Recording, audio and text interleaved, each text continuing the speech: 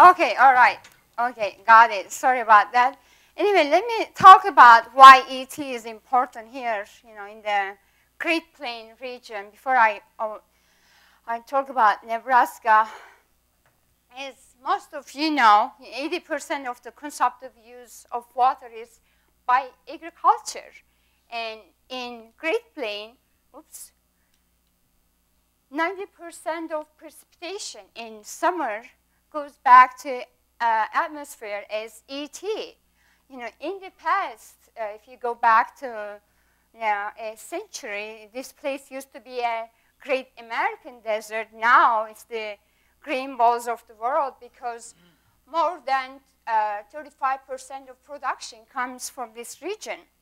And water is important, and sustainability of water resources, the aquifer, is important. Nebraska, it used to be California. Right now, Nebraska ranks first for the number of irrigated acres in the country. We have over 8.5 irrigated acres, and most of the irrigated acres are, they receive the water from groundwater, then followed by acres receiving both groundwater and surface water. I believe as of 2007, we have over 90,000 irrigation wells, and the highest density of irrigation wells are here in the Central Platte Natural Resources District. I don't think this pointer is working. Ah, here we go. This is, total 90,000, but almost 1/3 of the irrigation wells is located in this central region.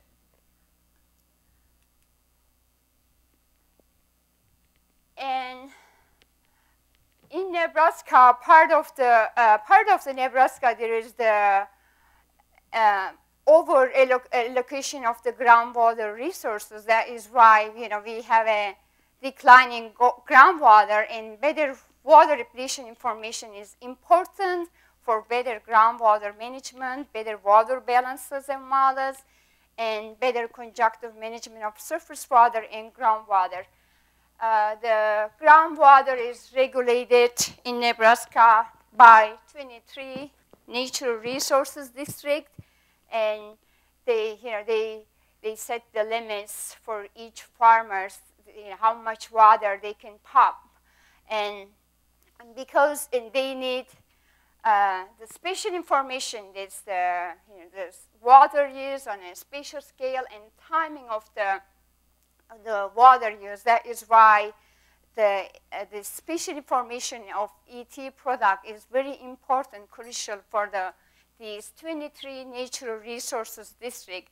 But again, because the Central Platte is really the key where the irrigation wells, that's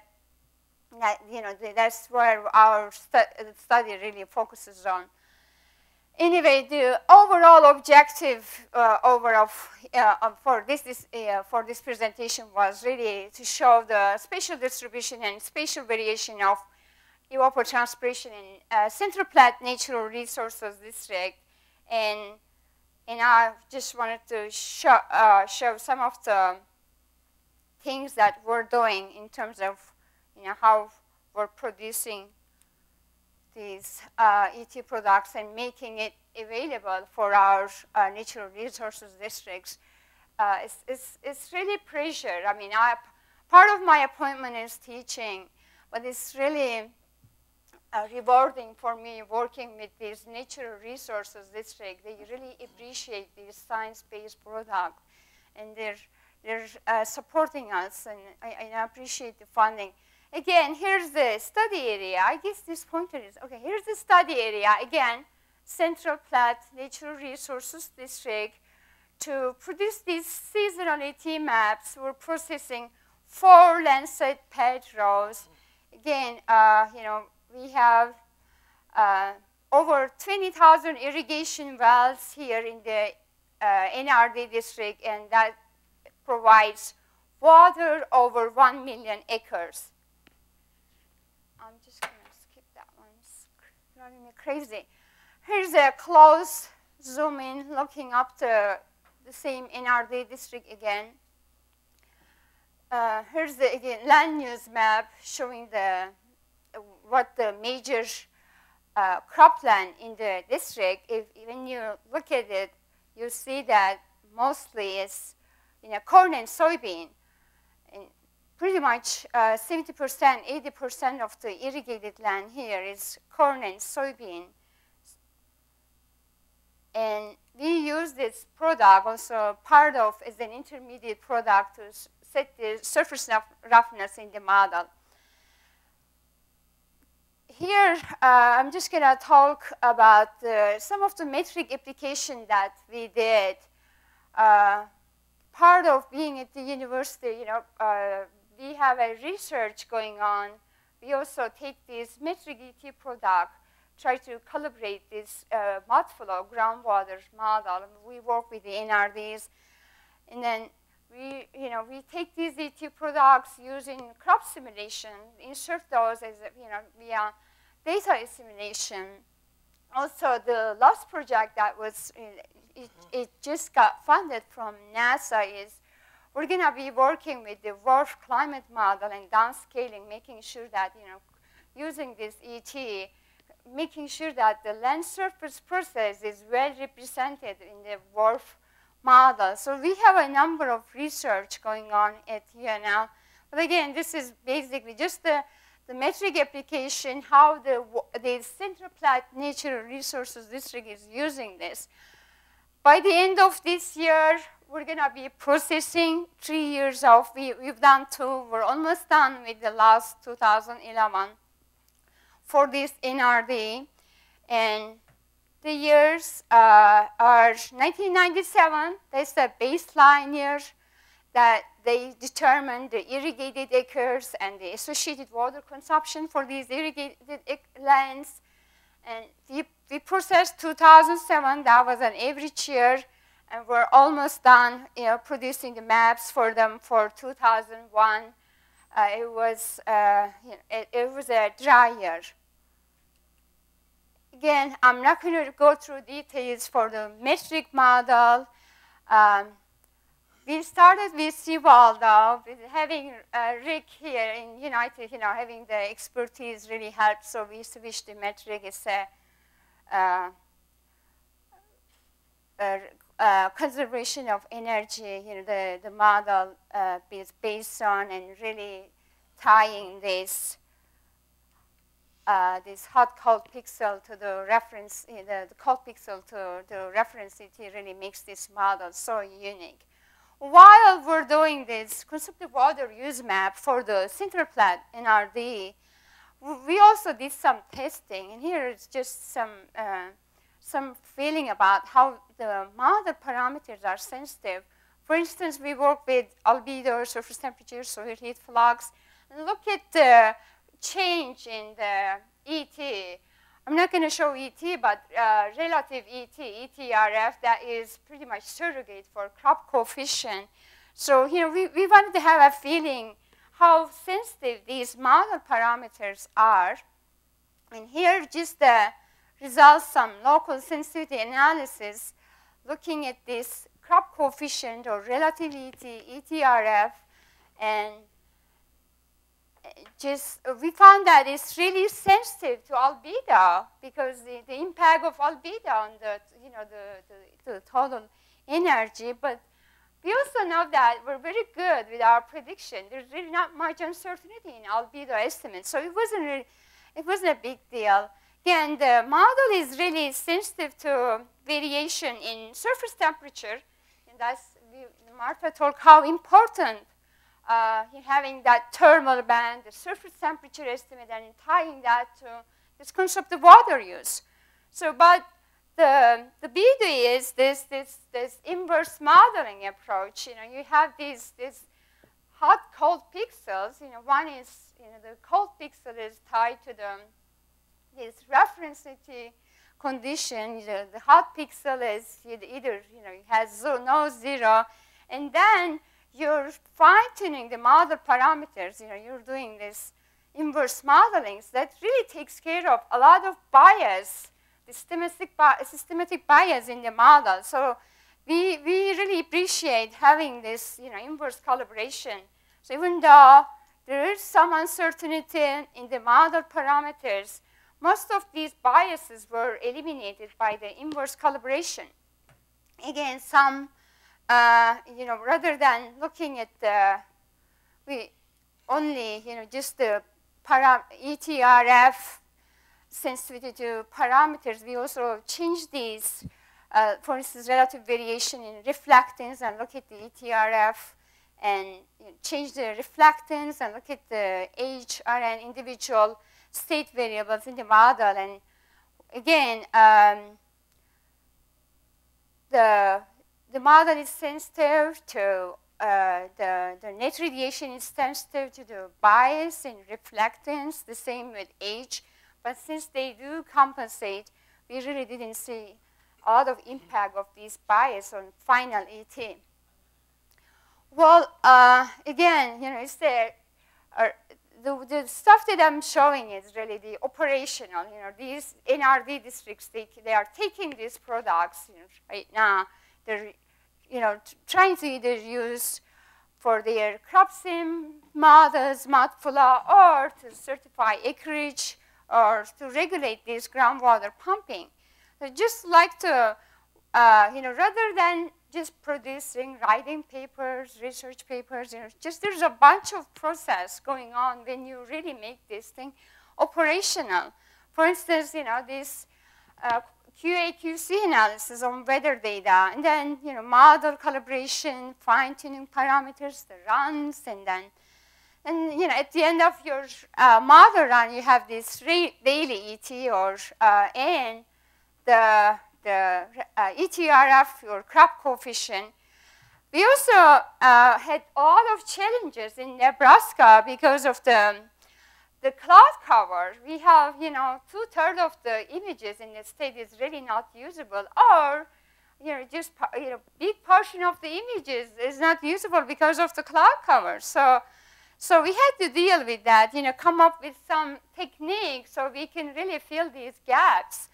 And also, we get a lot of rainfall in the spring and early summer. Just some of those images are really wet. They really don't represent the average condition for the month. We have a single image or 2 images for a 32-day period. Then we're interpolating these images, but if they're really wet, they really don't represent the average condition. So producing a monthly ET, is going to create some bias. So we had to do this background evaporation adjustment. And then, once you did this, we were creating this, using the cubic spline, produced the monthly, and then finally the seasonal ET maps. Here, this is what I'm talking about, the cloud filling. This is like 3 images. I believe these are from 2007. We have, I wish I had these pointers are working. Okay, here, let me try. Here's the June, July, in August 13 image. So we have to fill these gaps on the image. So what we're doing is here, for instance, we're just looking, we're just borrowing data from, this image, going back in time, forward in time, borrowing this information, the ETRF, and also utilizing this NDVI and then filling these gaps. Again, for instance, this part also has a cloud here. We have to go backwards again. We're just going back in time, forward in time, and then trying to utilize this the information, ETRF, and NDVI. Here's a simple equation. It's simple linear interpolation, but it worked pretty well. That was surprising. We did this initially on just a single adjustment for the cloud filling for entire scene, but right now we're doing this on a grid by grid scale. And again, one thing that I need to emphasize is here really taking into account this, the time, the time adjustment here. All right, here's the ETRF image with cloud. We have all these gaps that we have to fill. We can't just give them like this to NRD. They would like to have that information there too. So, and this is after the adjustment with this simple ETRF NDVI approach. And it blended pretty well. I think we're doing good, with this cloud filling adjustment, even though I'm not very proud of the simple linear approach that we're utilizing. All right, so again, that was a big challenge being in Nebraska, just dealing with this cloud. I mean, we were supposed to finish, let's say, a year in 2 years. Took like 4 years because we had to work with all these challenges, but they're really interested in this, having this map, and so we had to, get these worked out before we produce them, these final ET maps. So the second challenge I was telling you is this, the wetting events, that because of this heavy precipitation or wetting events, the image day has very high ETRF, this fraction of reference ET. So what we did is really, we removed this impact of wetting events prior to the image day. We just added a background evaporation, and then that represents the average evaporation for that month. Remember, we have 1 or 2 images for 32 days. So that image, rather than what happened for that particular day, it really has to represent the average conditions so that this image can be utilized to produce monthly and finally, eventually, the seasonal ET. So here is it. It is, again, very simple. We're running this, the FAO56 bare soil evaporation model, and running this on a graded surface, and then producing this monthly average evaporation and the too many stuff here. All right, so here's just a snapshot showing what is happening with these adjustments. I guess one adjustment here that we did is the rangeland.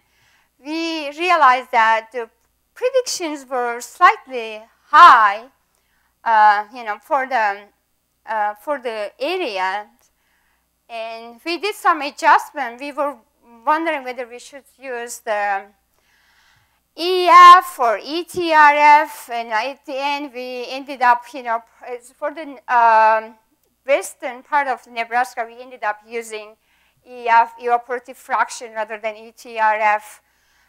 Just going back to like Seaball approach. Anyway, this doesn't really show that big the adjustment on the rangeland. This is really showing the this is showing the adjustment on the rangeland. This is, when you have that wet image, especially this rangeland area, it had a higher ETRF. This is the day of the image. It's lower down. Let's say 0.5 ETRF for the rangeland. And this is like monthly average ETRF for that rangeland area. Just one thing that I would like to highlight here is when we did this adjustment, the background adjustment on the evaporation, we did not change any values on these irrigated areas. The adjustment was only on the rangeland. So here are some figures showing the monthly and I have the seasonal on the next slides. We have this is what we're doing, producing these monthly ET maps for the NRD. When you really look at these, you're going to see that really July is the month with the high, the very potential ET. rather here the actual ET is very close to potential ET, and later in the season, the ET is smaller. And this information is very useful. This is very nice spatial distribution of ET, and it really provides these water managers on where water is consumed, pixel by pixel. You have that information for the NRD. Also, the timing of information making this product available on a month-by-month basis really, helps them to determine where the time the maximum pumping occurred.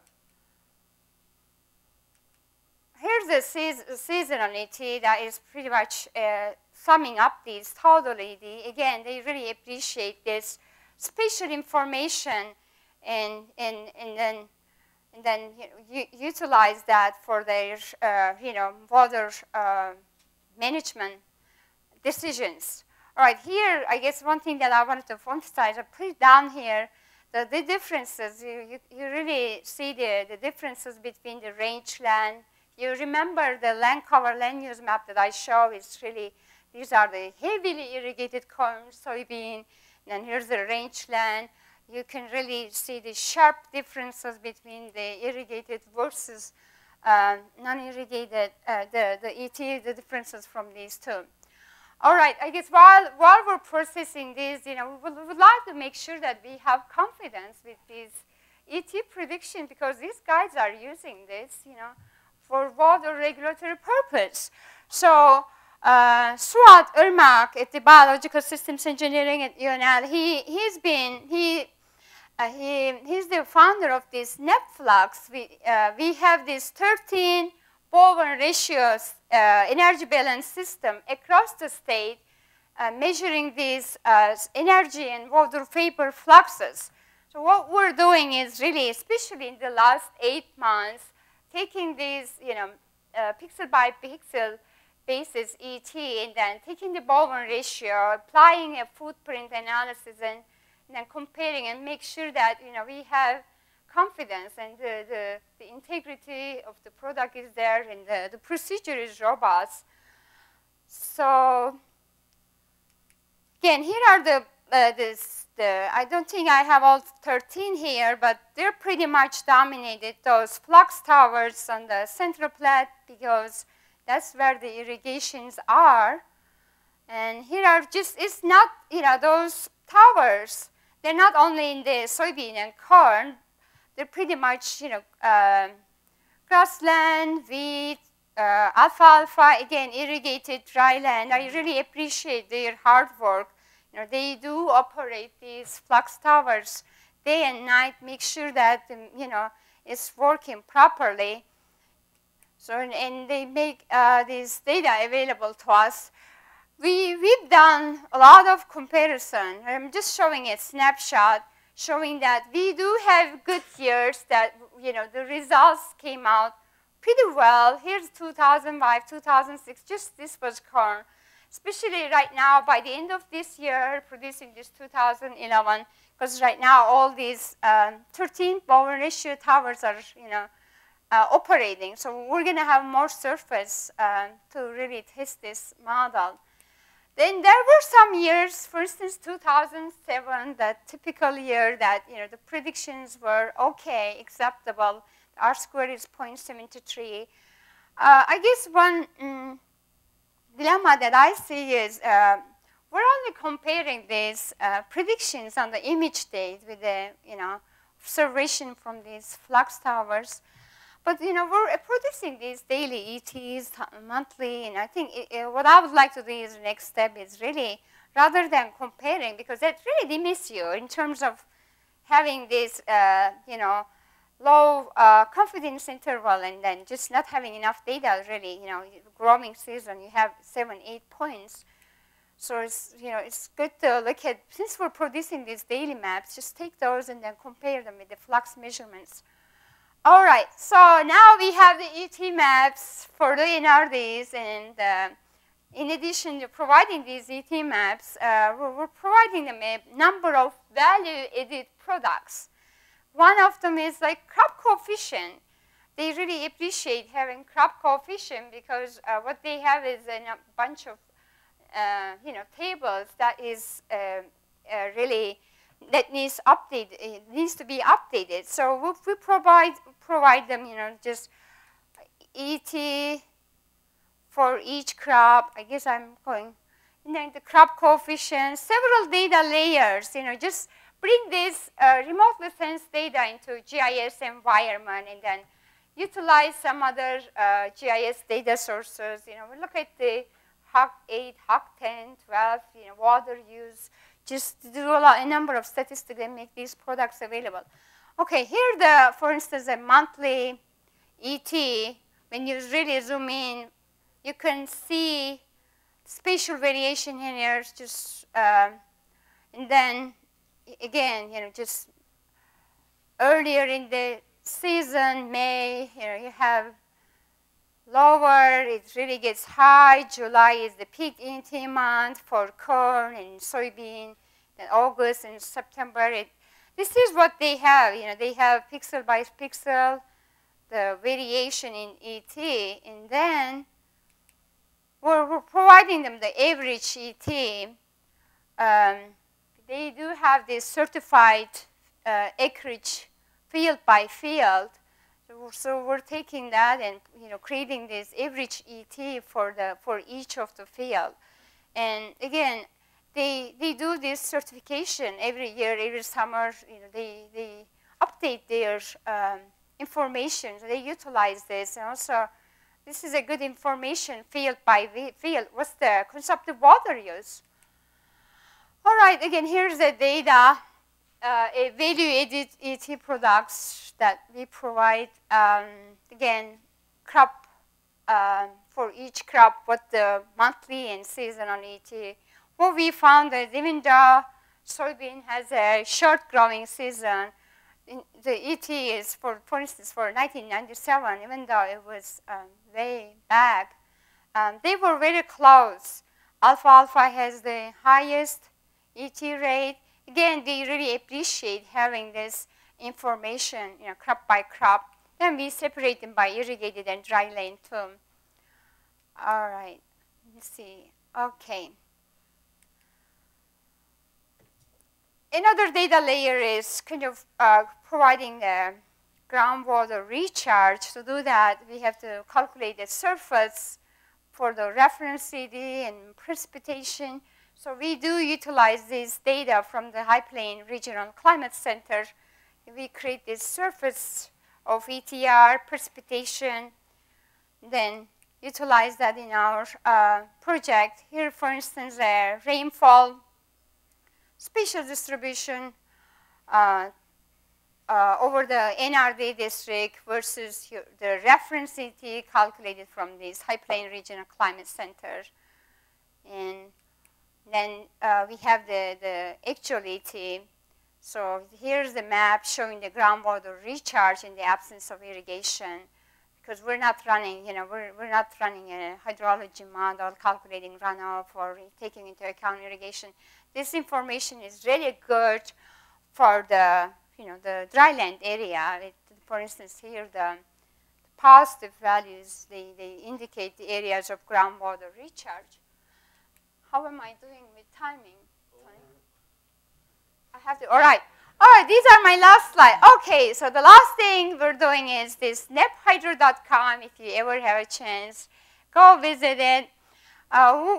We had this server running, providing this remote sensing data, the flux measurements, and some GIS data, and the ET maps, and some tools, like providing some statistics and graphical information. So we were operating that server and making this product available not only for these policymakers, but also for the farmers. And the conclusions, these, again, we started with Subal, but now we're mainly using metric, just that we really appreciate having this model for quantifying this daily and seasonality, especially for the purpose of water management in Nebraska. And this specialty information can improve, water management within the district. Here's my website. Thank you for your patience.